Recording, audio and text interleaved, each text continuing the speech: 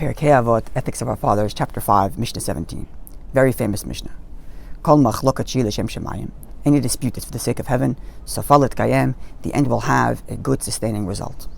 V'she'en l'shem shemayim, a dispute that's not for the sake of heaven, and sofalet kayem, it will not have a good and sustaining result. Eizeh machlokat shi l'shem shemayim. What is the quintessential dispute that's for the sake of heaven? Zu machlokat Hillel v'Shammai. This is a dispute between Hillel and Shammai.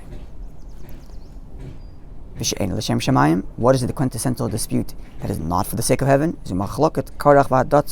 This is the dispute of Korach and his people who detracted from Moshe's leadership, and the end was they had a terrible demise.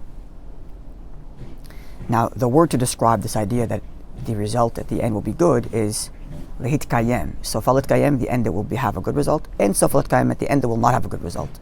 If you translate the word sofalet kayem, literally it means in the end it will be sustained, which would mean, if you take the words actually literally, it would mean that the dispute itself is sustained if it's for the sake of heaven, and if it's not for the sake of heaven, the dispute itself is not sustained.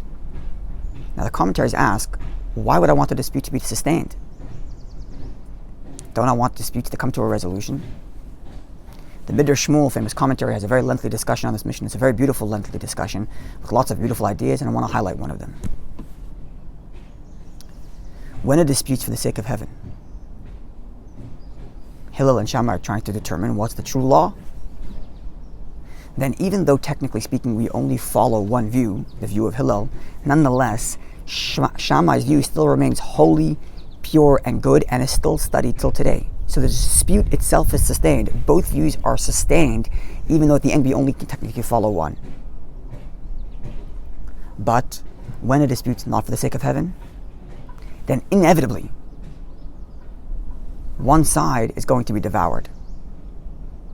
If when I am in dispute with somebody else, my intention is to prove I am right, and the other person's intention is to prove he is right, then inevitably one is going to have to dominate the other.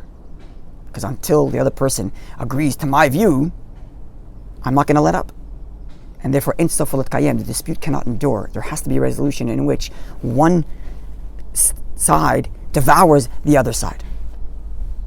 But when there's a dispute for the sake of heaven, when we're discussing and we're sharing our opinions, we're not doing it to prove ourselves, but we want to know what's the truth. Then even if we take one view over the other in reality, nonetheless, we still have the respect to sustain the other person's vantage point. Because there's always more than one vantage point. And I could only sustain that other one if in my arguing, I'm doing it for the sake of the truth rather than to prove my own opinion.